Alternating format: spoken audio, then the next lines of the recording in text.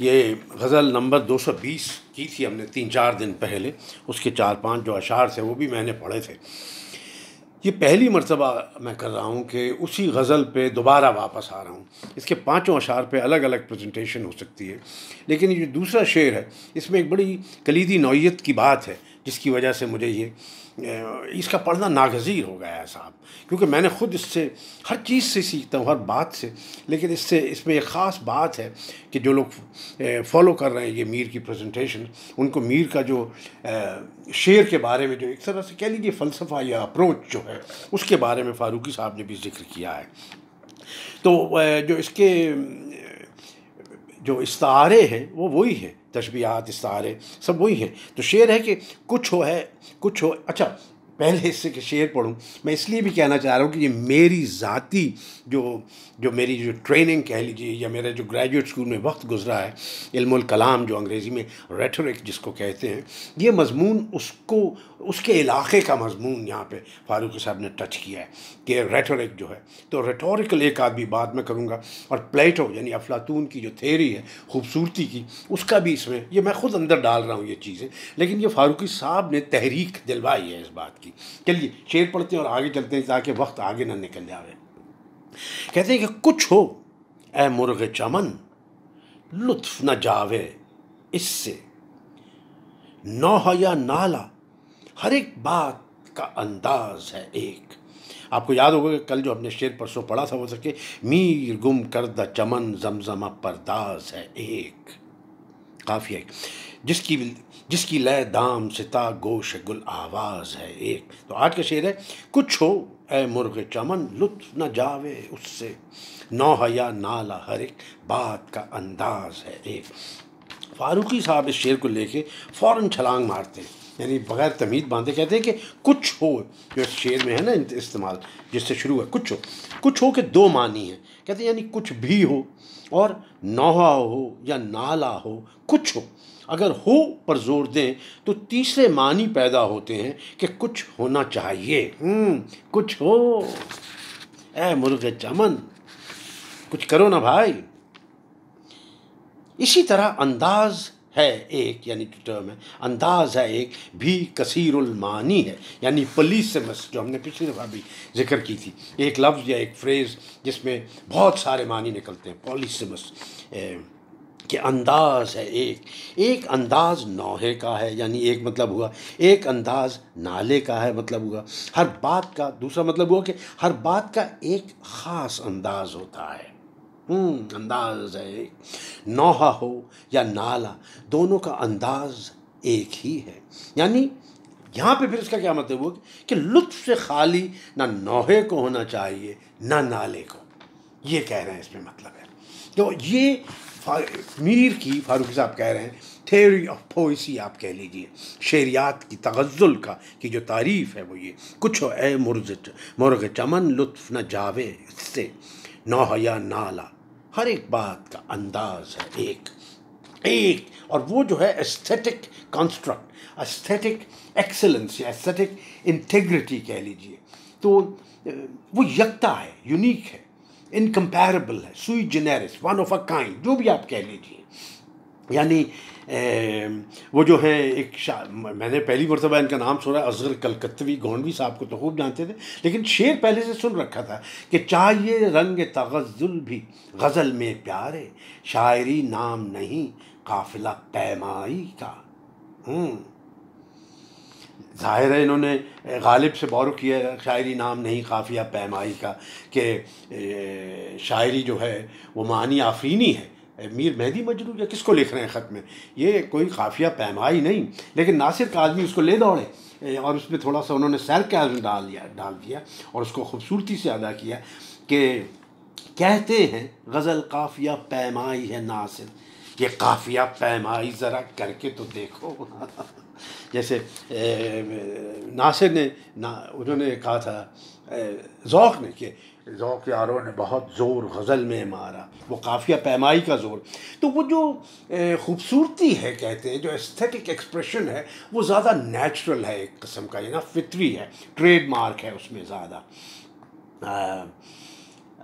अच्छा, मैं पता नहीं कहाँ से कहाँ एकदम खो जाता हूँ, लेकिन वापस आता हूँ मैं। इस शेर को मीर के नज़रिया शेर का एक हिस्सा भी मान सकते हैं। ज़रा तवज्जो चाहता हूँ, यानी बात में लुत्फ़ कोट एंड कोट ज़रूरी है। लुत्फ़ के मानी हैं खूबी यानी हुस्न। लुत्फ़ के दूसरे मानी ये हैं कि बात ऐसी हो जिसे सुन या पढ़कर लुत्फ़ यानी मसरत या ताजगी की कैफियत हासिल हो। मज़मून चाहे रंजो गम पर मबनी हो, लेकिन बात इस तरह कही जाए कि इसमें ताजगी और फ़रहत पैदा करने की सलाहियत हो, ऐसी सटल बात हो। महज रोना धोना यानी गम और रंज का ऐसा बयान जिसमें जज्बात की शिद्दत हो लेकिन कहने के अंदाज में कोई ताजगी ना हो, मीर को मंजूर नहीं। जैसे वर्ड्सवर्थ कहते हैं ना कि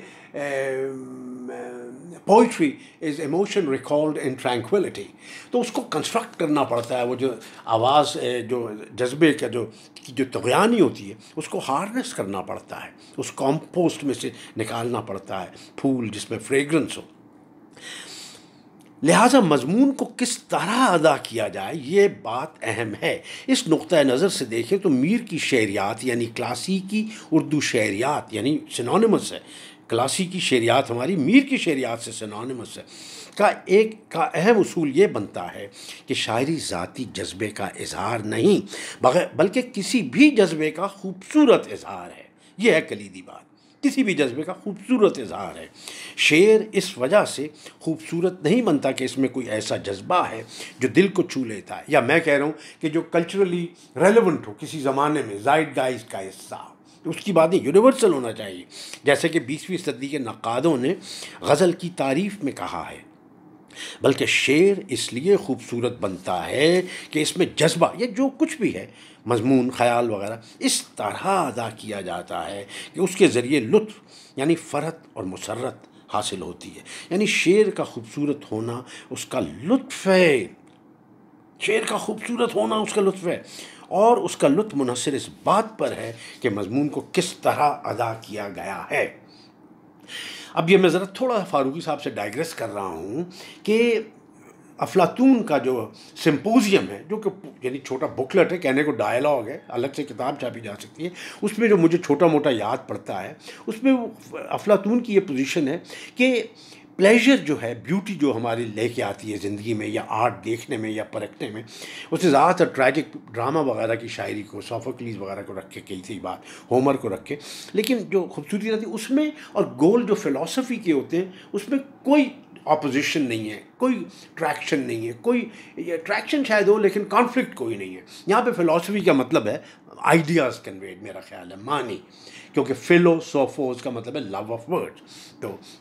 तो ये यानी बहुत की बात है। जैसे अब मैं, यानी वो कहते हैं ना कि beauty is the greatest good, अफलातून का जो है हिस्सा, और वो फॉर्म्स की जो बात करता है, फॉर्म्स की, उसमें तो रेटोरिक जो है, मैं जब अपने स्टूडेंट्स को बताता हूँ तो बजाय मैं एरिस्टोटल और प्लेटो पे जाऊँ, उनको एक बड़ा सिंपल सा फार्मूला बोर्ड पे लिख के देता हूँ कि rhetoric is truth plus artful presentation. तो यहाँ पे अगर आप शेर में जाएं मीर के, अब ये मैं सिर्फ अपने over the top of my head बात कर रहा हूँ, ट्रूथ समझ लें कि मजमून क्या है आपका, सच्चाई मत समझे, मजमून जो भी है आपका। जैसे मीर के मजमून है गलियों में लौंडे लपाड़े ये वो चक्कर, और सटल से सटल पलकों के बारे में, वो हो गई ट्रूथ। और artful presentation plus artful presentation, कि आपने लिखा कैसे है, not what is being said but how it is being said. अब आता हूँ फारूकी साहब के पास। कहते हैं लुत्फ़ के इस मफ़हूम खूबी बवजह ऐसन होता है कि तस्दीक दास्तानों से जगह जगह होती है। मसलन तिलिस्म औशरबा जिल्द हफ्तम मुसन्निफ़ अहमद हुसैन कमर को मैंने यूँ ही खोला तो चंद सफ़ों के अंदर लुत्फ़ के हस्ब ज़ेल इस्तेमाल नज़र पड़े। असद भी बलुत्फ़ गरीबां गिर है, उस बेहया की जाँ की हलाकत की तदबीर है। ये बात मलहूज़ रहे कि जज्बा यानी इमोशन और एक्सपीरियंस यानी तजर्बा क्लासिकी उर्दू शेरियात में कोई अहम मकाम नहीं रखते। बुनियादी मकाम मज़मून का है। और जैसे अब मैं ख़ुद कह रहा हूँ कि मज़मून जो है वो यूनिवर्सल है, उसी मज़मून पे बहुत सारे शायर बहुत दफ़ा बात करते हैं। और जज्बा, तजर्बा, आप बीती, जग बीती वगैरह किस्म की चीज़ें कुछ नहीं है, महज मज़मून का तफ़ाल यानी फंक्शन है। यानी ये चीज़ें मज़मून से पैदा होती हैं और मज़मून में शामिल हैं। हर एक बात का अंदाज़ है एक, जो इस शेर में है ना, हर एक बात का अंदाज़ है एक, नौहा या नाला, हर एक बात का अंदाज़ है एक, और लुत्फ़ न जावे उससे के फ़िक्रे इस बात को साबित करते हैं कि बात का असलूब जिसके ज़रिए लुत्फ़ सुखन पैदा होता है बुनियादी चीज़ है।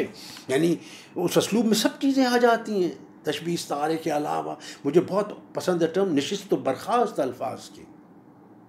वाह, नशिस्त बर्खास्त में वो आ जाती है ना सब चीज़ें, बुनियादी चीज़ है। मीर का एक शेर पहले दीवान से वो कहते हैं कि मीर शायर भी ज़ोर कोई था, देखते हो ना बात का असलूब। आहा, कैसे दूसरा मिसरा चढ़ता चला जाता है, देखते हो ना बात का असलूब, यानी एक तरह का चैलेंज भी है, इस्तिफ़हामिया भी है। अब शेर के बाज़ दीगर मानवी पहलुओं पर गौर कीजिए। लुत्फ़ न जावे उससे का एक मफ़हूम ये भी हो सकता है कि ख़ुद मुर्ग़ चमन को नौहा या नाला करने में लुत्फ़ हासिल होता है, जिस तरह शायर को शेर कहने में। ज़ाहिर है यहाँ शायर ही है मुर्ग़ चमन, लिहाजा मुर्ग़ चमन को तलक़ीन कर रहे हैं कि वो लुत्फ़ जो तुम इस अपनी नौहागरी या नालागरी से हासिल कर रहे हो वो हमेशा कायम रहना चाहिए, या दुआ कर रहे हो कि लुत्फ़ कभी ना जाए, चाहे कुछ भी हो जाए। एक मानी ये भी हो सकते हैं कि मुर्ग़ चमन को समझा रहे हैं कि कुछ भी हो जाए लेकिन सुनने वालों का लुत्फ़ कायम रहे, नौहा हो या नाला। वो जो गालिब का शेर मुझे याद आ गया है कि है रंग लाला ओ गुलो नसरी जुदा जुदा। तो ये लाला और गुलो नसरी को अगर आप देख लें कि पोइट्री की मुख्तलिफ़ असनाफ़ हैं, गज़ल, नज़्म, मरसिया, कसीदा, वो तो हर रंग में बहार का असबात चाहिए, एफर्मेशन चाहिए ख़ूबसूरती की। वाह वाह। और बात क्या है, सुनने वालों का लुत्फ़ कायम रहे, और उसके ज़रिए सुनने वालों को लुत्फ़ हासिल होता रहे। तुम पर भी गुज़रे कुछ गुज़रे, लेकिन नाले और नौहे का वही अंदाज़ बरकरार रखो ताकि इसमें लुत्फ़ अंगेज़ी की मौसलियत वो बरकरार रहे। आखिर में फ़ारूक़ी साहब लिखते हैं, ये बात भी मलहूज़ रहे कि नौहा खोई हुई चीज़ों, गुज़रे हुए लोगों और उन बातों का होता है जो दोबारा नहीं होती। अंग्रेज़ी में जैसे डर्ज कहते हैं, या नौहा उसको भी कहते हैं मुर्दे पर चिल्ला कर रोना वगैरह, जो दोबारा नहीं हो सकती। हम तो वी आर, जिसको कहते हैं ना शिया लोग, अहले बैत, we are schooled in grief. तो ये जो है डर्ज और चिल्ला के रोना, नाला खूब आशना है। नाला के लिए ऐसी शर्त नहीं, नाला में शिकवा भी हो सकता है, नौहा में शिकवा नहीं होता। ये जो फ़ारूक़ी साहब करते हैं ना, आखिरी लाइन में नया आइडिया करते हैं पेश, ये उसूल के ख़िलाफ़ है। ये पहले इस्तेमाल करके आखिरी पैराग्राफ में इनको वाइंड अप करना चाहिए, इस पूरे उसमें टॉक में उन्होंने क्या क्या कहा। लेकिन साहब बड़े उस्ताद हैं, जो कहें वही ठीक है, हमें तो बहुत खुश कर देते हैं साहब, चकाचौंध पैदा कर देते हैं। बहुत बहुत शुक्रिया, और मैं अगली गज़ल की तरफ चलेंगे अगली मरतबा।